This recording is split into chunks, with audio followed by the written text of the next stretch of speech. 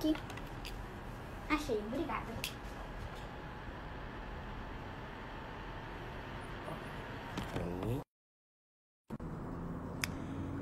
Muito boa noite, pessoal.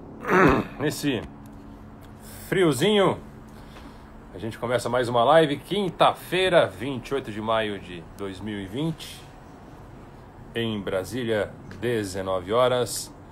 Pessoal, vai entrando aí. A nossa live de hoje é com o navegador Joá Bicudo, verdadeira lenda do rally brasileiro. Tem muita história para contar. Então fique ligado, daqui a pouquinho ele vai entrar aqui. Eu vou colocá-lo para a gente falar. O Joá já está aí, já está online. Então, antes de eu entrar com o Joá, só para lembrar vocês que todas as lives que a gente fez até agora, com o Beco, com o Marcos, com o Christian, com o Nasser Al-Attiyah, com o Clebinho, com o Kaique, com o Lucas, com o Alan Calado, todas elas estão disponíveis no nosso perfil no Instagram, pelo IGTV, só entrar na abinha do IGTV, estão lá inteirinhas. Também estão no YouTube, youtube.com/xrallyteam, e também, se você quiser só ouvir, não quiser ficar olhando para minha cara ou do entrevistado, mas você pode ouvir a conversa pelo Spotify ou pelo Deezer, só procurar por X Rally Live na seção podcasts, ok? Então, vamos começar a nossa live de hoje. Vamos entrar aqui com Joá Bicudo, a lenda. Vamos lá. Aproveita, mande sua pergunta aqui, mande seu comentário, que a gente, na medida do possível, vamos usando as perguntas, ok? Deixa eu tentar colocar o rapaz aqui, que tá difícil. Pronto. Joá Bicudo.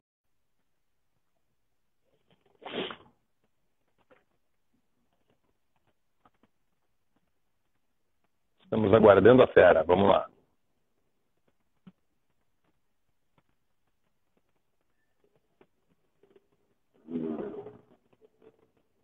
Vai. Ô, Joá, você tem que aceitar, não recusar. Vamos tentar de novo. Pera aí. Joá Bicudo.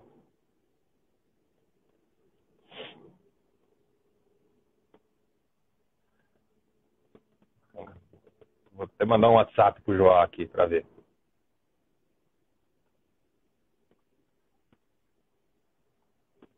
Ver se ele vai entrar.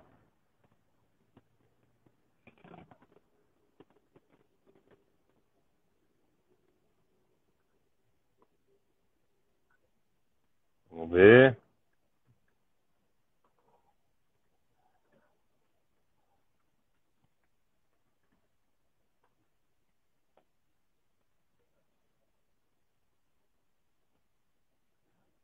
Ô, Joá, eu te mandei aí sim, tá? Aqui para mim tá escrito aguardando o Joá Bicudo. Eu te mandei, vamos ver se aparece para você aí. Tenta ver se chegou o convite.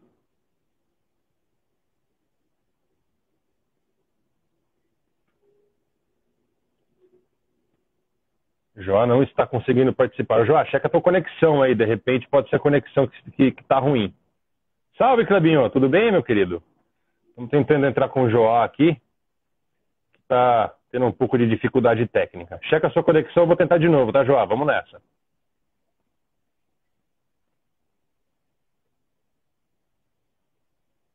Vamos lá.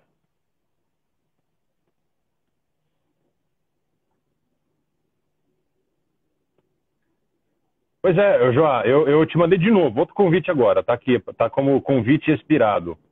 Mas aí na live que vai aparecer para você mesmo. Vê se tá indo aí.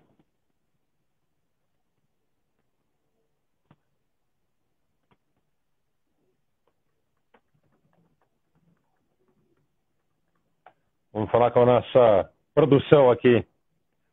Potência Caio Scafuro, ver o que ele pode fazer para resolver aí.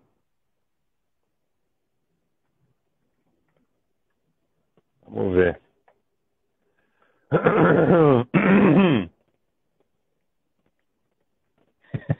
Jó fazendo charminha. Jó, me diz aí se aparece para você o convite. Jó não está conseguindo participar. Que estranho, Jó. Deixa eu ver se tem um outro jeito de eu te colocar aqui.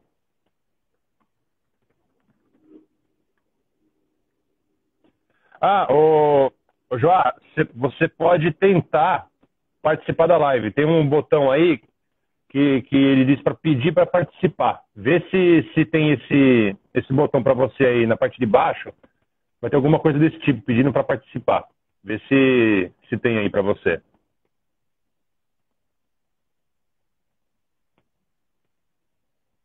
Bom, bastante gente entrando aqui na live. Boa noite a todos. Aqui no perfil X-Reality, a gente vai ter a live de hoje com o navegador já bastante experiente, João Bicudo. Está tendo algumas dificuldades aqui, não sei se é o Instagram, o que está rolando, que não estou conseguindo colocá-lo aqui com a gente. Então vamos tentar resolver o problema da conexão dele para ele entrar aqui. Vamos ver.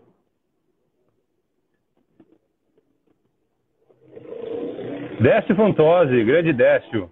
Décio salvou minha vida esses dias aí. Estava precisando de uns resultados antigos dos Sertões. O Thiago me ajeitou aqui e consegui os resultados. Joá, faz o seguinte. Sai da live, fecha o Instagram, abre de novo, entra na live, que aí eu tento te colocar. Então fecha o Instagram, sai, aí eu tento te mandar o convite de novo, tá? Só manda um oi aqui de novo para eu tentar colocar você, tá bom?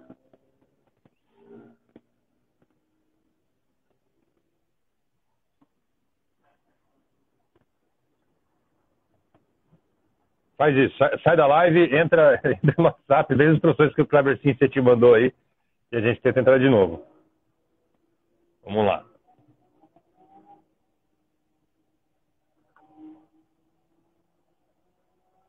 Vamos ver.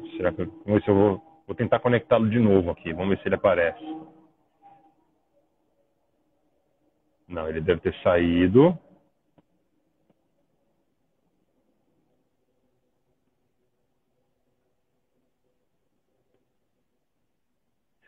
O Patrick já tá sabendo já. Não, exatamente, Décio. A gente está fazendo um trabalho, eu estou fazendo um trabalho junto com o Sanderson, mineirinho, e era importante a gente ter esses resultados. A gente já conseguiu adiantar bastante. Então, obrigado por manter essa memória viva aí dos resultados dos alis que me ajudaram imensamente. Obrigado mesmo.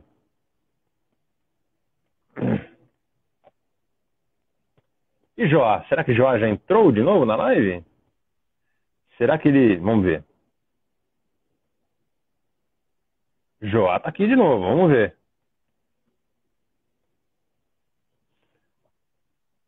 Aires, o Joá tá tendo dificuldades técnicas aqui. Vamos tentar conectá-lo de novo. Ele fala que o convite, quando ele vai entrar, ele expira. Então, vamos ver se a gente consegue fazer a conexão entrar para ele aqui. Tô aguardando. Rapaz, o João vai ter que desligar e ligar o celular dele de novo, viu? Vamos ver. Esse Marcos. Pois é, Pedro. Já. Vamos ver se ele se aparece aqui. Ô, João, faz o seguinte, recusa o convite e tenta você se convidar para a live. Eu acho que dá para fazer isso. Isso, vamos lá. Deixa eu ver se eu consigo cancelar o convite daqui. Eu cancelo, ó. João, eu cancelei o seu convite, aí vai ter algum botão aí que você vai pedir para participar. Vê se chega, se você consegue fazer isso daí. Enquanto isso, galera, mande suas perguntas. O que vocês querem saber de Joá Bicudo? Kleber Rank. Cara, tem Kleber pra caramba nessa live aqui hoje, hein? Meu Deus do céu. Juliano Kalkman. Como é que tá, Juliano? Tudo bem, cara?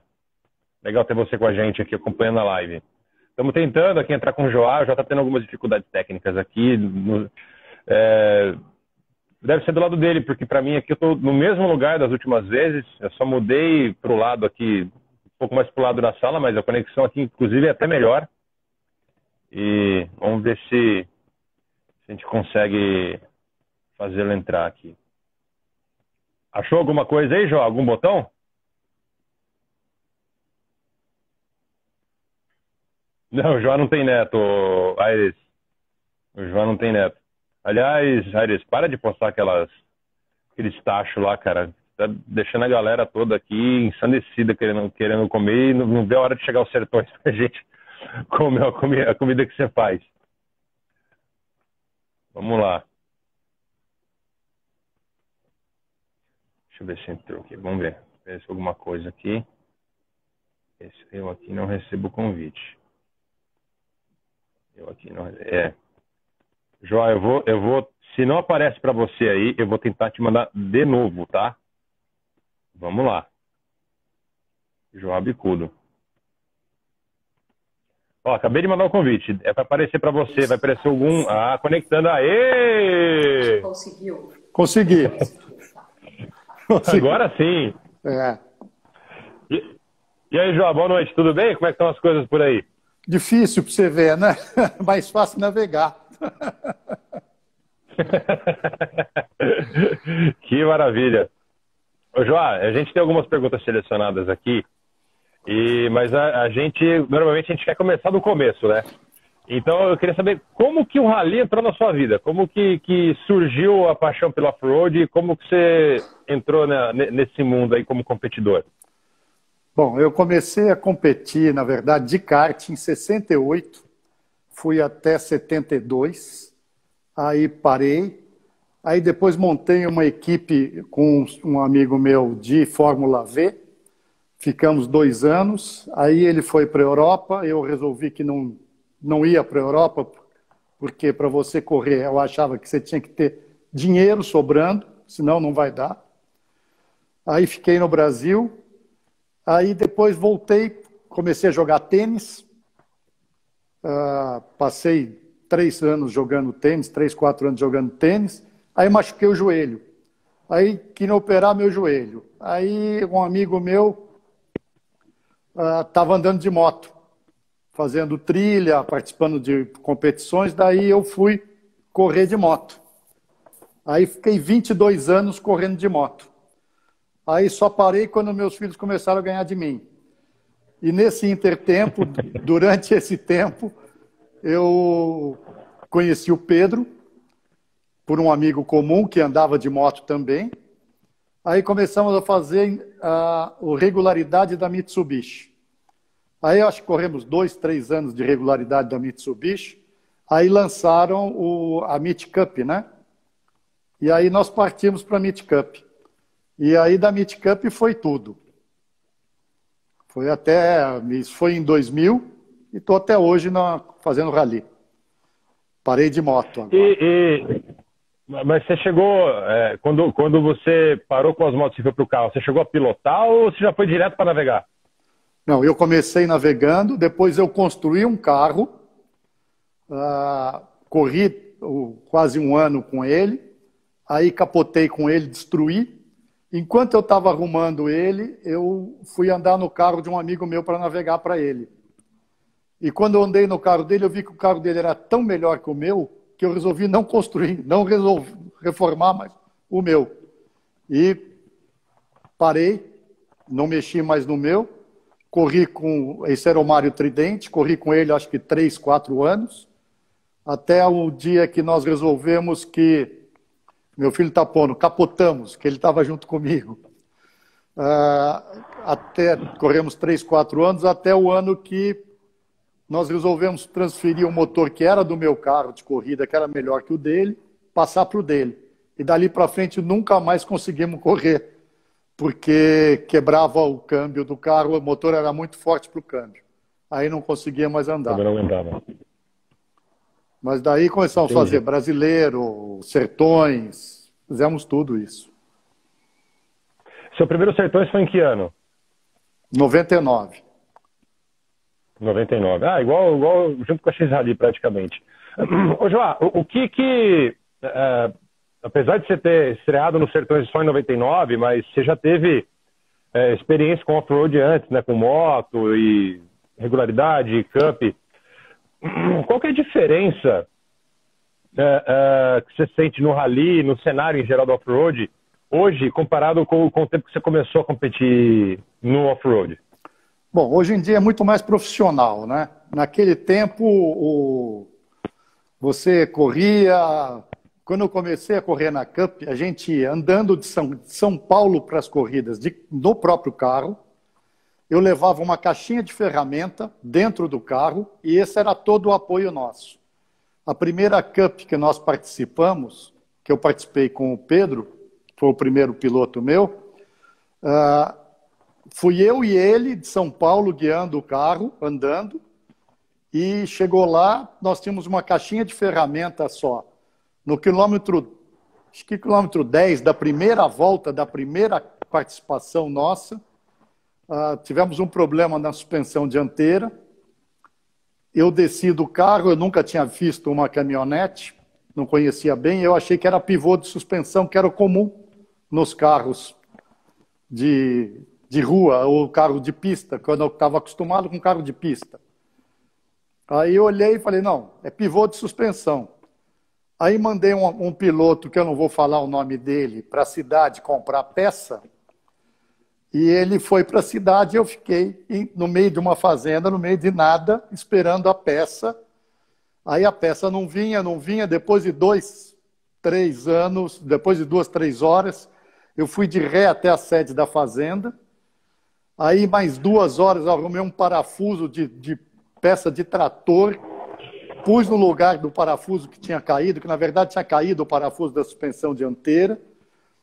Fui embora para o hotel, cheguei 8h30 da noite no hotel, preocupado até com ele, porque quando eu fui para o hotel, eu fui pesquisando do outro lado da estrada para ver se vinha ele para cá, para ir me buscar, né? Mas aí cheguei no hotel, ele estava de banho tomado, jantado, tudo. Falei, bom, e eu? O cara simplesmente me abandonou. Mas eu não vou falar quem é o nome Você dele. já disse quem é aqui. Completo. Já se revelou. Não, eu não vou falar o nome completo. Eu posso falar que começa com P e acaba com Edro. Ralph Prado, mais conhecido como Pedrão. Me abandonou na fazenda, cara. E depois Grande, disso nós Pedro, fizemos que o figura. camp, acho que 8 ou 10 anos em seguida. Ele está Caramba, falando aí para eu falar loucura. da vovó. É porque o que me salvou, eu estava consertando o carro, veio uma senhora super simpática e me ofereceu uma bebida, me deu um Guaraná. Foi a única coisa que eu comi, das 8 da hora da manhã até as 8 da noite, um Guaraná. E essa época, Olha a só. Cup não é o que vocês veem hoje em dia. Na largada tinha um cara com uma caixa de isopor vendendo quibe e esfirra. Era todo o apoio que tinha na Cup. Não tinha nada. Ninguém tinha barraca, ninguém tinha água, ninguém tinha nada. Era bem precária a coisa. Uns dias atrás, aí, o perfil oficial dos Sertões no Instagram publicou uma onboard do ano passado de vocês dois, você e o Pedro. E é uma situação meio tensa que rola, não sei se você chegou a ver esse vídeo, mas as coisas são sempre tranquilas, assim, entre vocês no carro durante uma prova? O estresse vai crescendo, né? Uma prova de 8 horas, 9 horas, você começa a ficar meio cansado. E o erro nos Sertões de odômetro não é uma Cup que o odômetro é super preciso. Depois de 1 hora, de 3 horas andando de prova, começa a aparecer alguns erros. Aliás, aparece sempre alguns erros. E acontece isso. Você falar 200 metros, eu lembro que a história foi essa, 200 metros, e a referência estava antes dos 200 metros. Mas os Sertões é uma prova típica de ter muito visual. Você não pode ir cegamente na planilha, porque não tem jeito de você fazer isso. A planilha foi levantada há um mês, 2 meses antes, foi conferida 3 dias antes e nada impede de alguém ter feito uma valeta, alguma coisa que não tinha antes, há 2 dias atrás. Como também acontece de a gente pôr na planilha, acrescentar valetas e chegar na hora não existia essa valeta no lugar.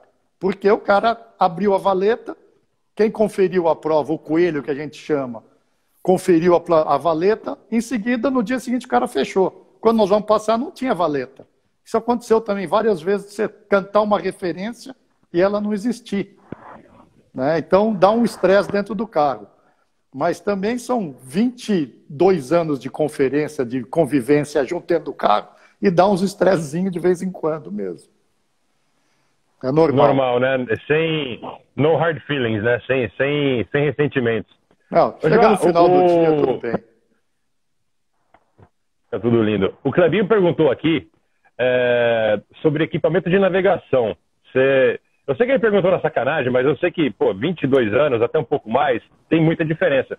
Como que eram os equipamentos de navegação antes? Questão de odômetro, esse tipo de coisa. Porque hoje você anda com, cara, com um verdadeiro painel na tua frente, cheio de coisa, né? Cheio de informação. Como que era nesse começo?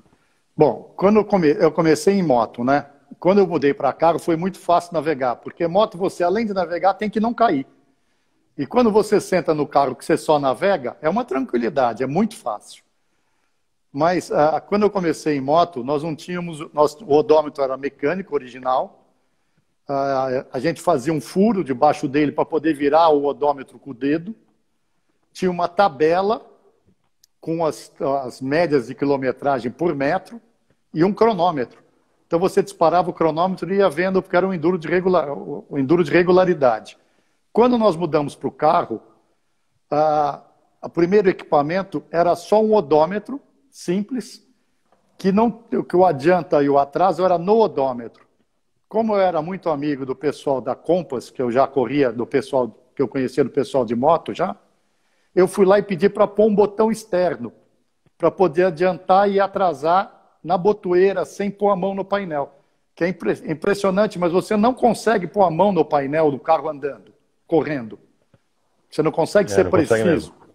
Então eu fui o primeiro, posso dizer que eu fui pioneiro no botão extra ali, de adiantar, atrasar, que era um botão de moto, que a gente usava na moto, eu pedi para ele fazer no carro. Aí fizeram para o carro para mim e muita gente copiou e ficou. Isso daí, mas era um odômetro simples, só, sem nada. Analógico, total, né? Não era analógico, já era digital. Já era digital. Isso daí foi em 2000, 2001. Já era, porque... Você se deu bem com... Desculpa, pode continuar. Porque antes disso, nós já tínhamos esses odômetros no regularidade, né? Que eram os aparelhos grandes, que davam a média, adiantado, atrasado e tal. Então, já tinha essa parte digital. Entendi. E você saiu da moto e na moto você pilotar, navegar e não cair, né? Você tem uma consideração gigantesca e para navegar você achou mais tranquilo. Você não teve nenhum problema com a questão de enjoar, porque tem navegador experiente que passa mal e tem gente que não tem o menor dom para isso, que é o meu caso, por exemplo. Já naveguei uma vez, passei mal pra caramba. E você teve problema com isso alguma vez ou não? Nunca tive problema de enjoar. Tá aí todo mundo que andou comigo, o Pedro, o Zeca Savaia, corri muito, nunca enjoei na vida. E é interessante porque eu enjoo muito fácil no carro. Se eu estou do lado de um carro normal de passeio e começo a ler alguma coisa, eu fico enjoado. Mas na planilha, eu acho que a concentração é tão grande da planilha que eu não enjoo. Eu nunca passei esse perrengue, pelo menos nisso eu passei limpo. João, você estava com... Era você que estava navegando para o Zeca Savaia naquele acidente de 2014? Com o André Savaia. Ah, estava com o André, você não estava com o Zeca? Estava com o André Savaia. Era o Rasa que estava com o Zeca. Não, mas foi o... Ah, entendi. O Rasa estava com o Zeca, eu estava com o André, e o acidente foi com o André. Foi eu e o André, no quilômetro 14. Ah, então. Do primeiro dia da especial. Mas daí o Marcos e o Clebinho quiseram bater meu recorde de menos permanência nos sertões, capotaram no 7. Então acabou, meu. Eu era o recordista. Não. Sim, não, mas na verdade teve em 2014, que foi no último dia, na última especial, que teve um acidente que bloqueou a especial e só tinha passado, sei lá, 4, 5 carros e aí acho que cancelou o trecho, uma coisa assim. Cancelaram o waypoint antes do acidente. Isso. Foi o Rasa. Não era você que estava com o Zé. Não, eu estava com o Pedro de Pajero fora da pista, porque nós estávamos com um problema de freio no Pajero, que o freio acabava, ninguém achava o problema. Aí nós ouvimos pelo rádio. E foi uma coisa assim assustadora, que eu estava com a planilha, lógico, nós estávamos indo pelo asfalto para Belo Horizonte, que era a chegada. Aí o Rádio Peão, que era a organização, falou, olha, o carro, acho que era 3756, uma coisa assim, 354, teve um acidente e no quilômetro tal e o piloto está preso dentro do carro. Aí eu olhei na planilha, na verdade era um trial. E eu nunca tinha visto e nunca vi alguém ficar preso dentro de um carro de rally. Que eu imaginei um acidente feíssimo, horrível. Aí nós tivemos que passar para os pilotos falarem para a gente qual era a real situação. Foi um negócio tenso mesmo. Foi tenso mesmo. Alguém mandou uma mensagem, um comentário aqui na live pedindo para você contar a história da Ipanema. É que eu tinha uma Ipanema e durante, acho que 15 anos, 20 anos, não sei quantos anos foi, nós andamos de enduro de moto com a Ipanema. E engatava 3 motos atrás, eu, meus 2 filhos, mais um mecânico, e ia embora para as provas, e todas as provas eu estava andando com a Ipanema. E eu, depois, numa época, em 2000, comecei a levantar a prova e levantava com a Ipanema. E ninguém acreditava que eu passava com a Ipanema nos lugares que o cara de 4x4 atolava. Uma das vezes que o primeiro Amigos, o segundo Amigos, foi em Capão Bonito, uma L200 atolou logo no começo da prova e eu fui desatolar ela de Ipanema. Foi uma gozação. Então, pô, você veio me desatolar de Ipanema? Eu falei, calma que eu vou desatolar você. Eu passei aqui a semana inteira marcando essa prova, sem problema, que eu sei como é que faz. Andei muito. É igual aqueles caras pedalando de speed na subida, né? Aí passa o tiozinho com a barra forte pedalando e passa os caras, né? Com certeza, mais ou menos a mesma com coisa. certeza, era bem assim. E, João, qual foi o carro mais legal, assim, que você já, de rally, que você já andou? O melhor que eu andei até agora é o do Pedro, que é um carro, um projeto da X-Rally, muito bom carro excelente de suspensão, bom de freio, o câmbio excelente. Nós ganhamos com esse carro em 2016, fizemos 5º na geral e 1º na categoria. Aí voltamos com esse carro em 2017, revisado, igualzinho, só tivemos problema. Você vê como é uma coisa interessante. No primeiro dia, no meio da primeira especial, estourou o motor, nem estourou o motor, caiu a pressão de óleo. Não adianta, quando a pressão de óleo vai a 0, não adianta você continuar a andar. Paramos, ficamos esperando. O nosso carro de apoio, isso eram 10 e pouco da manhã, nosso carro de apoio chegou para resgatar a gente às 7h30 da noite, começou a rebocar a gente às 8 horas da noite. Eu pus no GPS do carro de apoio para chegar na cidade que a gente ia lá, que eu não lembro, uma cidade de Goiás. Aí falou que o GPS dava como chegada às 3 horas da manhã. Um dos membros do carro de apoio, que eu nem lembro quem era, falou, olha, eu achei no meu telefone aqui um atalho e que faz chegar a gente a 1 hora da manhã, a gente ganha 2 horas. Falei, pô, ripa nesse atalho, vai embora. Final da história, 4 horas da manhã, nós estávamos dentro de um curral de vaca, quase tomamos tiro do fazendeiro. Aí ele explicou para a gente como é que a gente voltava, era uma estrada traçada, mas não existia essa estrada. Ainda bem que ele sabia que estava traçada. Aí nós chegamos às 5h30 da manhã numa cidade chamada Mato Queimado, em Goiás. Aí abriu uma porta de garagem, e nós fomos falar, era uma padaria, grande sorte, porque a gente não estava comendo nada. Nesse dia o Pedro foi herói, guiou a noite inteirinha, das 8 da noite às 5 horas da manhã, 5h30 da manhã. E tinha acabado o diesel do nosso carro, de reboque, e o nosso carro é álcool. Aí tivemos que comprar diesel de um ônibus para emprestar 6 litros para a gente rebocar, conseguir continuar rebocando até outra cidade. Foi um perrengue dos bons, diria para você. Foi o maior perrengue que você já passou no rally? Eu passei outro bom com o Zeca, que nós também saindo de Barra do Corda, nós pegamos um morão, arrebentou o capô dianteiro, e um pouco para frente depois quebrou a caixa de direção. Isso também era 9 horas, 10 horas da manhã. E como o meu especial de 150 quilômetros, foi um erro que eu cometi, que eu falo para ninguém cometer. Quando você sai para uma especial de 150 quilômetros, falei, não, pode pôr 2 litros de água aí no camelback, não precisa mais isso, não vou levar a alimentação, não vou levar nada, rapidinho, coisa rápida. Ficamos das 10 da manhã até 11 horas da noite quebrados, até que apareceu o Vitor Fernandes, que era o cara que fazia limpa-trilha para os sertões. O cara tem o carro dele, é melhor que o cinto do Batman, cara. Aí o cara examinou, perguntou para mim o que que era, eu falei, ó, quebrou a caixa de direção assim, que eu tinha constrangido. Eu emendava a caixa de direção, montava ela no lugar, punha a cremalheira no pinhão, a gente andava 100 metros, soltava. Então eu falei, ó, não vai adiantar. Faltava 30 quilômetros para o final da especial. Aí o cara tinha tudo, tinha solda elétrica, cantoneira. Aí fizemos uma outra caixa de direção em volta da caixa original. Aí não tinha farol, porque tinha caído o capô do carro e ficou para trás. O capô com os faróis. Esse carro era uma Proton, que os faróis eram no capô dianteiro, fixados no capô, não no carro. Aí nós consertamos o carro, mas não tinha um farol. Aí esse MacGyver tinha um farol daquele CBE de mão, Silibim de mão. Aí emprestou para a gente ir até a cidade.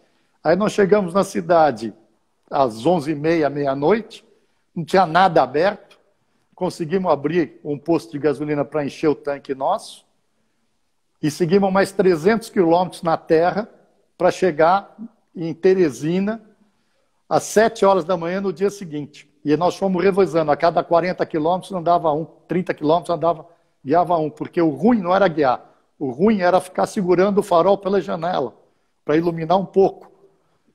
E daí chegamos às 7 horas da manhã, a largada nossa era às 9 de novo. Os mecânicos desmontaram, consertaram o carro, nós largamos às 9 horas da manhã, sem dormir, sem nada. Largamos, fomos para a especial, no quilômetro 70, caíram os amortecedores dianteiros, aí nós tiramos um capô que tinham comprado zero, tiramos os amortecedores que tinham caído, pusemos para dentro do carro, continuamos a especial, falei, bom, não tem problema, vamos deixar o capô aqui, porque a especial é curta hoje, tem mais 200 quilômetros, e são 10 horas da manhã, a gente completa fácil. Completamos às 3 horas da tarde, só que tinham mais 370 ou 400 quilômetros para chegar no final. Aí escureceu de novo, e a gente sem farol de novo. Aí tivemos que parar numa cidadezinha, comprar um farol de CG, de motinho CG, amarrar com silver tape na frente do carro, e foi só com aquele farolzinho de moto. Que, cara, de moto você enxerga alguma coisa, de carro você não enxerga nada. Foi um perrengue de 2 dias.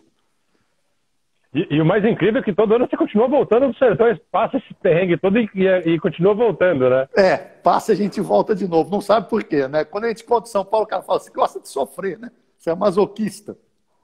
Mas foi bom, isso daí exatamente. a gente faz.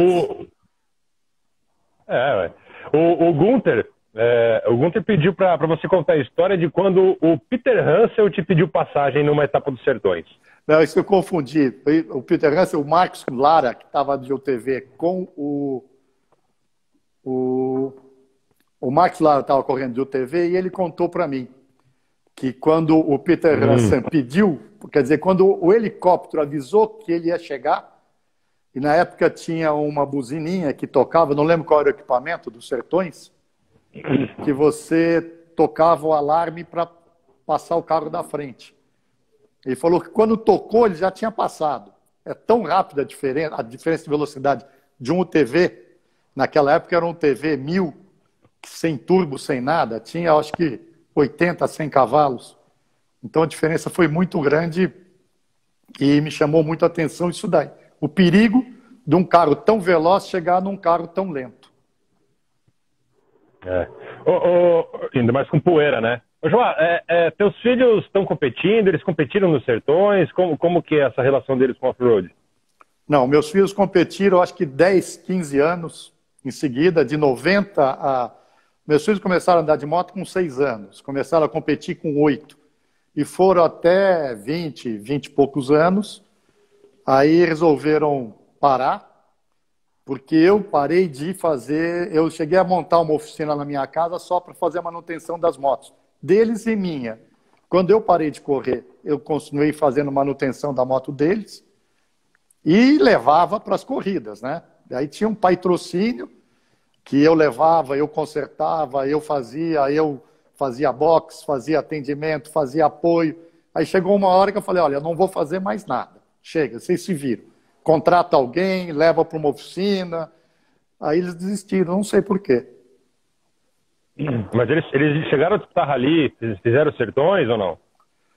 Não, Sertões não. Eles fizeram todos, eles corriam o rally, fizeram amigos, fizeram de rally amigos só. E faziam muito, tinha uma prova muito tradicional de enduro em São Paulo, que é o Enduro das Montanhas, e eles fizeram muito tempo o Enduro das Montanhas e ganharam muito tempo o Enduro das Montanhas, cada um na sua categoria. Então eles não competem mais. Não competem. O Dalmo Bergantin está perguntando aqui uma história do macacão. Do macacão? Bom, não sei. Ficou apavorado? Esqueceu o macacão? Aconteceu. Eu estava correndo isso foi em 2018, eu estava correndo com o Bartô. E aí eu cheguei de manhã de macacão. Aí o Bartô falou, não, você vai ficar até as 10 horas da manhã de macacão, era 8 horas da manhã, um calor desgraçado. Falou, tira o macacão. Daí eu tirei o macacão, pus no ônibus, no caminhão da equipe. Falei, pro mecânico, não sai daí sem me avisar que meu macacão está aqui dentro. Aí fui até a X-Rally para ver como é que estava o povo. Aí conversei com um e com o outro. Quando eu voltei, não tinha mais o macacão, o caminhão tinha ido embora. E a gente não achava o caminhão. Aí corri na X-Rally, pedi um macacão emprestado para o Gunter me deu um macacão 0. Nunca tinha usado na vida. Caramba. Me emprestou um macacão 0. Não precisa dizer que eu tive que deitar debaixo do carro com o macacão dele, consertei o carro. Voltou com o macacão, estava um trapo. Aí falou, me devolve o macacão. Eu falei, não, eu vou mandar lavar, senão você vai me bater. O macacão acabou. Aí mandei lavar no hotel à noite, devolvi para ele no dia seguinte só. Então aprendi o seguinte. Não, todo equipamento, capacete... Bom que ele ficou zerado depois. Ficou bom. Mas todo equipamento seu, macacão, capacete, sapatilha, fica com você o tempo todo. Não pode sair de perto de você. Eu agora aprendi isso daí. Quando a gente vai para os sertões, eu levo isso daí comigo. O caminhão vai antes, mas o capacete, macacão, vai comigo. Porque se perderem minha mala, se acontecer alguma coisa, tudo bem. Mas o macacão você não compra lá. Nem um capacete, né? Então... Exatamente. Foi uma lição isso daí. Imagino. Você já navegou em vários tipos de... sim, eu já te perguntei. Você falou que da X10, né? Você chegou a andar na Ranger ou não? Não, eu dei uma volta na Ranger só com o Marcos guiando, mas em Dayatuba, só para ele me apavorar. Mas a diferenças de carros, que eu não vou conversar com o Marcos e com os outros, a diferença é muito grande. Porque eu lembro quando a gente corria, nós começamos a correr na Cup de L200R, que chamava. O carro tinha 8 amortecedores da Monroe, não que o amortecedor, não estou falando mal dos amortecedores Monroe, mas chegava no quilômetro 5, 6, acabava os amortecedores. Era cada um para si e Deus para todos. Não tinha mais amortecedor o carro. Daí nós passamos para a L200RS. Foi um degrau. Foi uma coisa assim absurda de tamanho. Aí, quando eu fui andar de Proton com o Zeca, também era um degrau muito grande assim. E quando eu subi no carro do Pedro com o Pedro, foi um degrau para ele e um degrau para mim. Falei, isso aqui é uma maravilha perto do que nós andamos. Isso aqui, você breca, ele breca. Se acelera, ele acelera. E ele faz curva. Coisas que antigamente os carros não faziam. Então, a diferença de navegação, eu acho que você pega muito rápido. A diferença é sentir a sensibilidade de o que você falar para o piloto. Quando o carro é ruim, você tem que cantar muito mais coisa. Quando o carro é bom, você sabe que o carro segura, aguenta a lomba, uma cureca, você esquece. 2 curecas, você pode só dar um alertazinho, porque às vezes tem umas 2 mais fortes, né? Principalmente durante a prova, ela vai piorando, né? Então, quando você larga um pouco atrás, o pessoal da frente vai piorando essa lomba 2 curecas e vai deixando ela pior. Mas é tranquilo. Entendi. Você falou, né, dependendo do carro, o tanto que você tem que cantar, né, de informação. O que dizer? Isso eu acho que aconteceu já com todos os navegadores. O que dizer depois que você cantar uma informação errada? Fica quieto ou fala, não, tá errado, volta, tal. Isso Ou, acontece. ou põe a culpa na planilha. Não, isso acontece. Quando o navegador, o piloto é muito bravo, você põe a culpa na planilha. Fala, pô, o cara que fez isso daqui. Porque o terror de navegador, de qualquer um, é pegar uma planilha ruim. O Gunter está aí, ele quase me deixou no meio de uma prova, no meio... não vou falar que prova foi, mas a planilha estava tão ruim, que eu cheguei para ele e falei, olha, eu não vou falar mais para você o ângulo da curva, eu só vou falar se é direita ou esquerda, porque está tudo errado aqui. E ele não acreditava em mim. Aí não acabou o dia, e ele, na maior revolta, aí nós fomos ver, nós fizemos o segundo tempo da geral. Falei, Gunter, tá vendo? Os caras erraram muito mais que a gente. A planilha estava toda errada, cara. E no segundo dia dessa prova, nós entramos num lugar que era um deslocamento dentro de uma cidade. Eu falei, entra aqui à direita. Daí nós olhamos, não tinha direita. Aí ele falou, não, aqui estava errado o ano passado. É seguir reto. E ele seguiu reto e estava certo ainda. Bem que ele lembrava. Porque a planilha estava um horror, uma coisa absurda de erro. E já pegamos também uma prova aqui em São Paulo, essa com o Pedro. Falei, olha, Pedro, a planilha está muito ruim. E nós pegamos um cara de frente com a gente no quilômetro 7. E o cara me chamou no rádio e falou, João, você está na contramão. Eu falei, Pedro, não estou na contramão, a planilha está batendo. Continua reto. Sorte que tinha uma casa amarela do lado esquerdo, que era uma referência forte. Aí eu falei, Pedro, ó, daqui a 500 metros tem uma casa amarela do seu lado. Aí o Pedro viu e falou, tem. Eu falei, eu estou falando para você, eu sei onde é que eu estou. Mas há uma planilha que eu vou falar uma coisa para você. Tinha que ir de bengala de cego na frente do carro para descobrir onde é que você estava. E esse mesmo cara que pegou a gente no quilômetro 7, ele pegou a gente de novo no quilômetro 13. Daí eu chamei o cara no rádio e falei, cara, para e vem atrás de mim, cara. Você vai me matar. Você vai bater na gente e vai me matar, pô. Não é possível. Até perguntei para ele, minha mulher que contratou para você me matar? Não é possível. Daí ele veio atrás da gente. E mesmo assim, o Pedro vai lembrar, aí chegou a prova volta tinha acho que 27 quilômetros. Chegou no quilômetro 20, ele falou, deixa eu passar. Porque nós estávamos de TR4, ele com uma RS. Aí ele passou a gente. Aí chegou na chegada, na hora que chegou na bandeirada de chegada, falei, cadê a cara com a RS verde que chegou há pouco tempo? Aí os caras falaram, faz 20 minutos que não chega ninguém, só chegou você. O cara tinha se perdido de novo no final da prova. Foi brincadeira. O cara estava sem navegador, pô? Não, o navegador dele acho que estava acontecendo alguma coisa com o cara. Foi brincadeira. Estava em coma. É.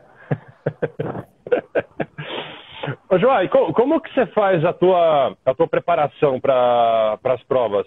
Você adota uma preparação específica um período antes do rally ou você já mantém um estilo ali pro o ano inteiro, quando chega no rally tá filé? Não, eu vou todo dia, quer dizer, eu ia, né? Todo dia na academia, faço 1 hora de academia todo dia, para ver se eu tenho que...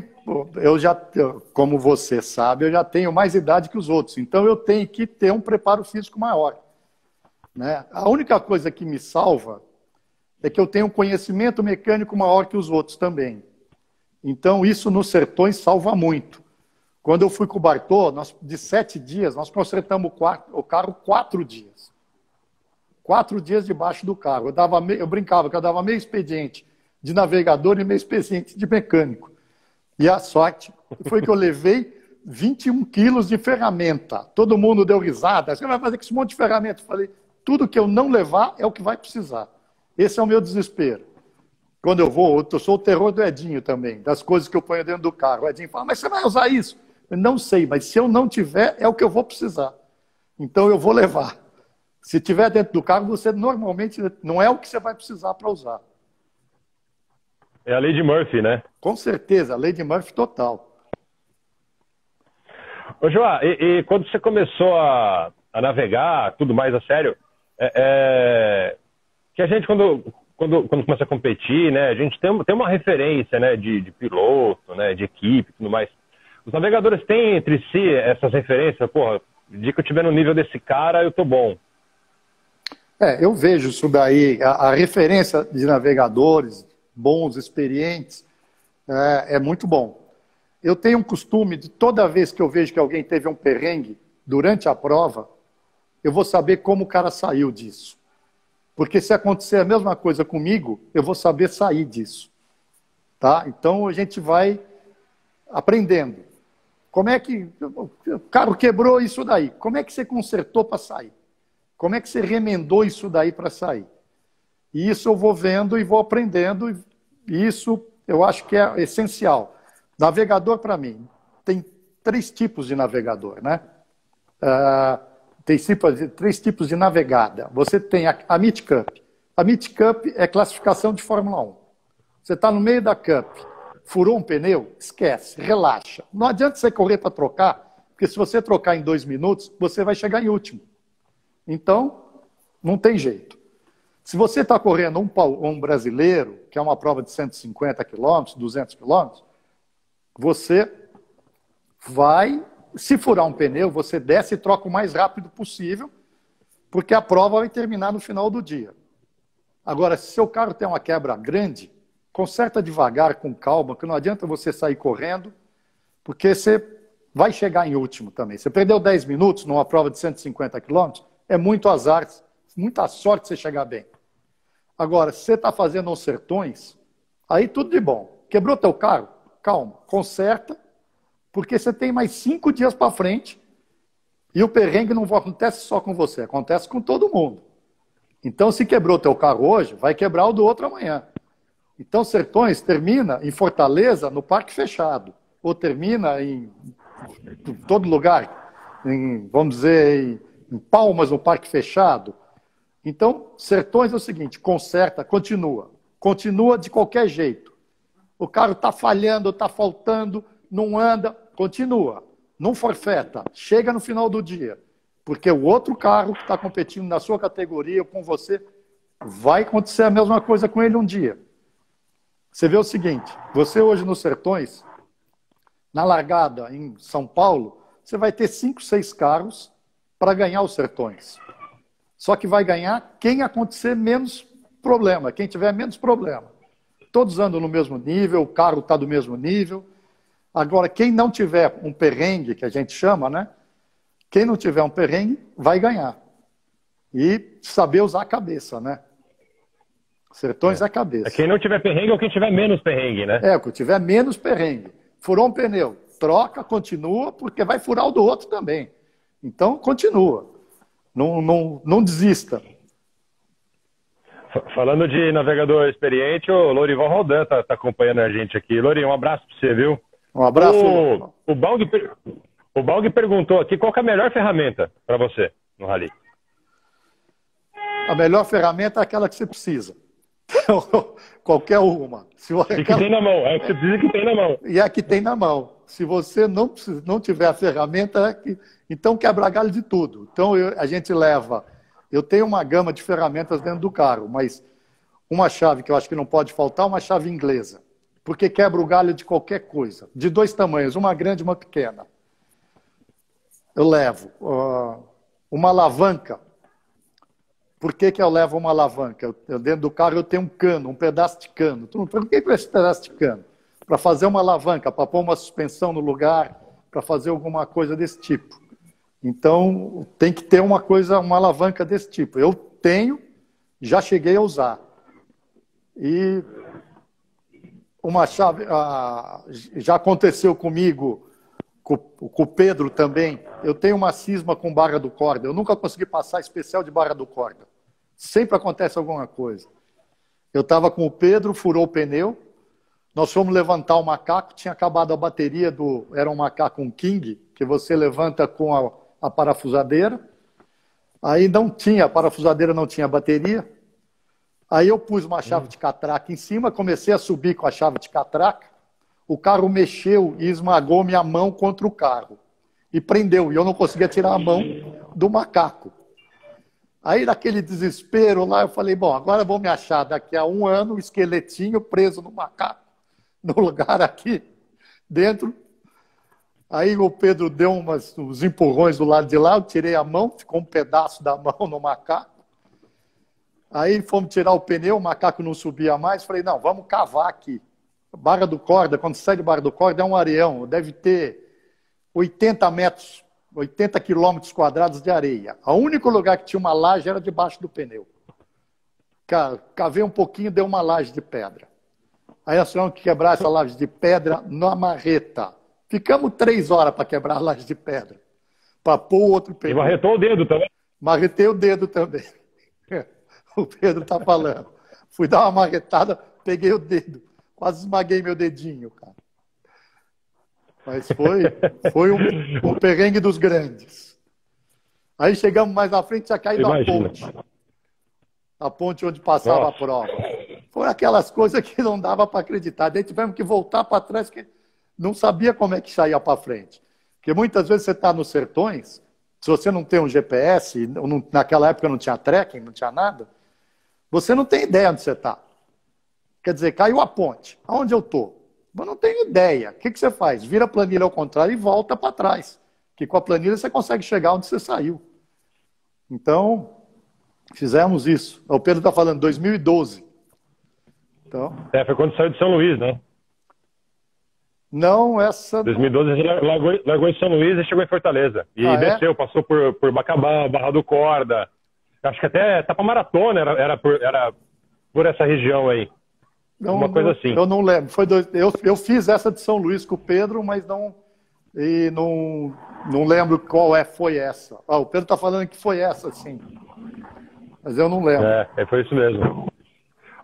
Joá, e uma pergunta tendenciosa aqui do Marcos Baumgart. Qual foi a maior equipe de rally que você já esteve? Bom, com certeza a X-Rally. A equipe não é o tamanho, é a organização. Você pode ir numa equipe de 2 carros, boa equipe, mas numa equipe com... Eu até assustei quando eu vi o número de carros, eu achei que não ia dar conta a equipe, mas foi um erro meu. O Alan deu conta perfeito. Esse ano passado a equipe teve perrengues, nós também tivemos algum, porque um dos carros da equipe de apoio sofreu um acidente,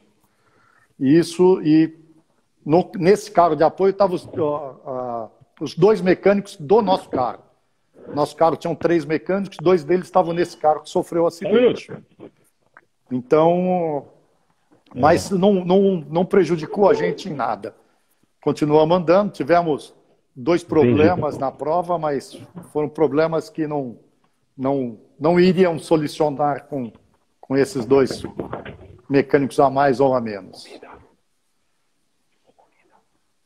Deixa eu só avisar minha mulher aqui que chegou comida. Espera só um pouquinho. Chegou comida. Eu pedi japonês, pera. No iFood. Você pediu raso aí? Pediu raso aí? Não, eu pedi aqui porque tá reformando a cozinha de casa aqui, quebrando tudo. Não precisa, tá pago. É no iFood. Fazer uma propaganda de graça aqui pro iFood. E aí teve que quebrar tudo aqui. João, o que você espera do Sertões ser em novembro? Vai ser meio diferente, né?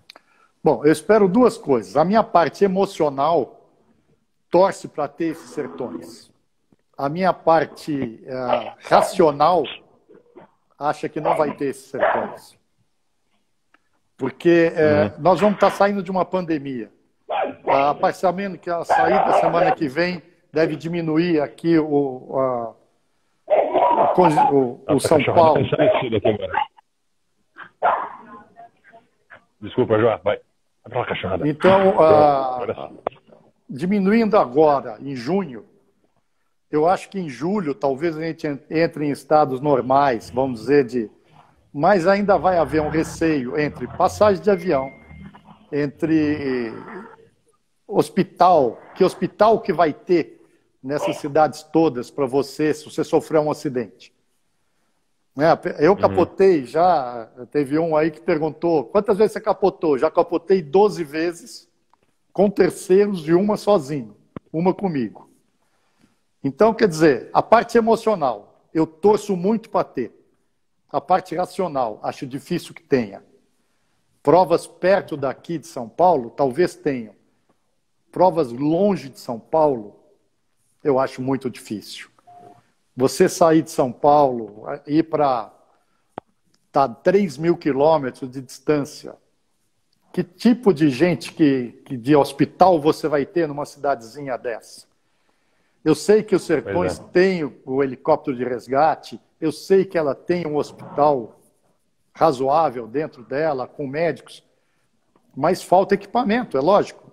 Não é uma UTI, não é nada assim grave. Então, você citou o acidente do Zeca, em 2000, não sei quando foi, 2016, 2014. Então, ele foi resgatado de helicóptero, foi levado para o hospital em Belo Horizonte. Nós estamos falando de Belo Horizonte, não estamos falando de cidadezinha pequena. Eu fui de Barra do Corda, né? Eu fui resgatar ele no hospital, que ele me telefonou para ir buscar ele, porque tinham cortado o macacão dele e ele não tinha roupa para sair do hospital. Então eu fui caçar a mala dele no motorhome nosso e depois fui resgatar ele no hospital. Eu cheguei para o hospital, ele estava horrível, porque a cara dele foi arrastada no chão, né? Mas o médico chegou para mim e falou, ele não tem nada, pode ir embora. Eu falei, não, eu quero um atestado médico que não vão me deixar entrar no avião com ele, porque ele está todo arrebentado, a cara dele toda machucada, né? E ele também. Aí deram um atestado médico para ele, que ele não tinha nada. Ele chegou em São Paulo, na segunda-feira, foi no médico dele. Aí o médico falou, olha, eu acho que você está muito ruim de aparência para não ter nada. Aí mandou ele fazer uma ultrassonografia, eu não lembro bem o exame que era. O cara da ultrassonografia olhou e falou, bom, por enquanto você está com as duas escápulas quebradas e algumas vértebras, uma ou duas vértebras comprimidas e umas costelas quebradas. E em Belo Horizonte falou que ele não tinha absolutamente nada. Quer dizer, você imagina o medo que dá você estar num Barra do Corda da vida. Então, esse é o problema maior disso daí. Porque, de fato, Exatamente. O AV, ano passado, teve um acidente grave, o ano retrasado, teve um acidente grave, foi removido para Campo Grande. O AV ficou quase 15 dias ou 20 dias no hospital lá em Campo Grande, até derem alta para ele. Quer dizer, acidentes acontecem, mas você tem que ter uma certa segurança. O Sertões dá uma boa segurança para a gente, né? Sabemos que tem médico, sabemos que tem helicóptero de resgate, sabemos tudo. Mas tem um outro problema, os Sertões, que é o que eu brigo muito. Você, às 5h30 da tarde, os helicópteros vão embora, nós não temos mais a repetidora do avião, e é cada um por si e Deus para todos. Se você tiver um acidente grave a partir das 5h30 da tarde, você não tem resgate, você não tem nada. Você tem os carros de apoio dos Sertões, da equipe dos Sertões, que ficam a cada 20 ou 30 quilômetros, mas o que eles podem fazer? Levar você, se você tiver um problema na coluna, pôr você dentro do carro e andar mais 200 quilômetros com você socando? Então, isso é um perigo que, para mim, não cabe na minha cabeça. Esse ano passado, nós largamos a 12h30 para fazer uma etapa de 570 quilômetros. Pegamos um nevoeiro na etapa que não dava para enxergar, era brincadeira, não dava para enxergar nada. Aí, e era cada um por si, Deus para todos. Muito perigoso isso. Exatamente. Bom, Joá, a gente tem mais 2 minutos aqui, sendo que aí o Instagram ele corta a gente aqui, mas eu queria te agradecer pela verdadeira aula que você deu aqui pra gente hoje. Eu acho que tem espaço pra gente fazer uma outra mais pra